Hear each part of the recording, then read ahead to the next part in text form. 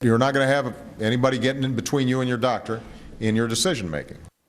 The Obama lies just keep on coming, and you won't believe the latest one. The administration now planning to dictate to your doctors what kind of care you should receive. With me, former Lieutenant Governor of New York and author of Beating Obamacare 2014, Betsy McCaughey. Betsy, thanks for being with us. Millions of Americans are already in shock based on Obamacare, but now what we've got is even worse to come. That's right. This section, 1311 H1 capital B, gives the Secretary of Health and Human Services blanket authority to dictate how doctors treat privately insured patients who bought a plan and paid for it in other themselves. Words, not just Medicaid and Medicare. No, not those public programs. And it bars insurers from paying doctors who violate whatever regulations the Secretary imposes in the name of quality. Well, that can include everything in medicine, telling doctors they can't routinely screen women with mammograms till they're 50, telling doctors when they can do cesareans, telling doctors when they should use stents versus bypasses. It raises the fear, the very legitimate fear, that your doctor may have to choose between doing what's right for you and complying with these regulations. Because if he doesn't comply with these so-called regulations, which are based on what I'm not even sure, but you've got a patient who's got breast cancer, and she says, you know what, I want to have a mastectomy and not a lumpectomy. And they can come in and say, who knows what these rules are going to say? They're being written right now. But the fact that the Secretary is given blanket authority in this law, it should she's cause... not a doctor, or she's not, he isn't a that's doctor. Right, and who knows whose future secretaries will be. And my question is this.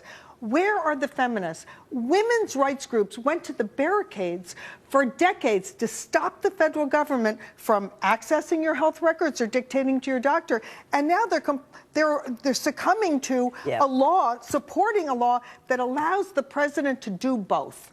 Have you ever seen a president, and I know you have a constitutional history background, with so much disregard for the Constitution? Well, that's the real issue here. We are facing a constitutional crisis. In fact, this president is the very threat that this Constitution was written to prevent.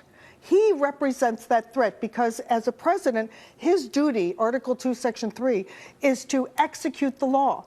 But in fact, he is grabbing the power to change the law. For example, this health reform that he's rolling out now, there is very little resemblance to this Affordable Care Act that was written in 2010. And you know, Betsy, what is so interesting is that we just talked about the Little Sisters of the Poor and the fact that, you know, the contraception mandate, they can't philosophically and religiously comply with it. This Constitution he gets rid of the employer mandate, but can't give them the religious exemption. That's right. In many spheres, not just health care, but in environmental protection, immigration law, whatever it is, he has grabbed the authority to change the law or delay the law. That is unconstitutional.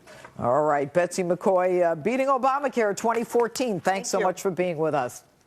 And now it's time for the results of tonight's Insta poll. We asked, has Edward Snowden done this country a great service, or is he a criminal? My viewers, interestingly enough, were divided. Rick writes, he's a traitor. Charge him, give him a fair trial, and throw his ass in jail. The real heroes wear dog tags. While Joanne has a different take.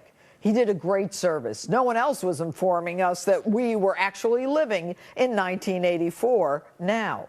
But Michael tweets, Snowden is a patriot if he's willing to accept the consequences. And that's it for us tonight. Thanks for joining us. Remember to friend me on Facebook, follow me on Twitter at Judge Jeanine. See you next week. Same time, same place, same me. Hopefully not as cold. We have 10 seconds. Have a good weekend. Thank you.